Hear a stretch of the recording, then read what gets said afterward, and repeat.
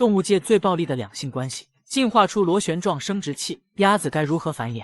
对于自然界中的大部分动物来说，生育后代都是它们不得不经历的事情，并且一般情况下，即使是动物也需要讲究你情我愿，或是通过独特的方式来获得交配的权利。但是你知道吗？在自然界中却有着这样一种动物，雄性在发情期时根本不在乎雌性的感受，为了生育后代还会强迫对方，它们究竟是何方神圣呢？其实这并不是什么罕见的动物，而是我们日常生活中非常常见的鸭子。在进入发情期后，雌性鸭子就会通过羽毛和叫声等方面来选择伴侣，只有那些长相漂亮的雄性才能够成功获得与其交配的权利，因此大部分公鸭就无法满足雌性的需求，为了延续后代，它们不得不另想办法。在这样的情况下，公鸭便开始强迫母鸭进行交配，甚至不在意对方是否有配偶，有时它们甚至还会集体作案。很多只公鸭轮流强迫母鸭进行交配，如此恶劣的情况让母鸭根本无法反抗，而母鸭的配偶也打不过这么多公鸭，只能够在一旁看着。如果这种情况发生在水中，那么母鸭很可能会在公鸭的胁迫下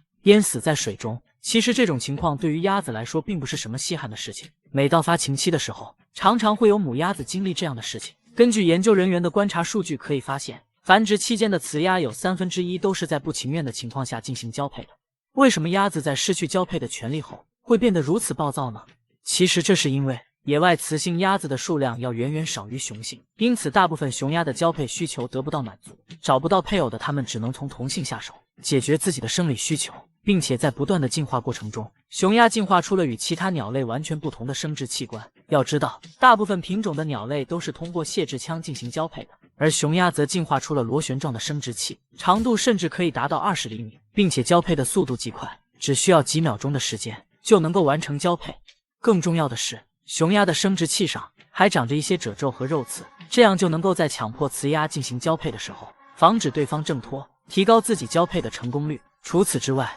这些肉刺还能够刮出其他雄性遗留的精子，从而提高自己基因遗传下去的概率。不仅如此，在雄鸭进化出这种特殊的生殖器后，它们便开始进行一场交配能力的比赛，也就是生殖器的长度越长，那么它们交配成功的概率就越高。值得一提的是，雄鸭每年进行交配后，它们的生殖器就会自动脱落，等到第2年繁殖期时，又会重新长出一个新的生殖器，并且大概率会比上一年的生殖器更长。而出现这种现象的原因，也是雄鸭之间不停的较量，只有这样它们才能够成功将自己的基因延续下去。对于雄鸭这种暴力的强迫行为，雌鸭难道不会进行反抗吗？事实上，在上千年的进化过程中，不同性别的鸭子无时无刻不在进行对抗。为了提高自己交配成功的概率，雄鸭进化出了螺旋状的生殖器，而雌鸭并不会因此而放弃反抗。为了阻止雄鸭的强迫行为，雌鸭的生殖道进化成了一种极其复杂的结构。尽管雄鸭能够顺利进入雌鸭体内，它们的精子也未必能够与其卵子成功结合。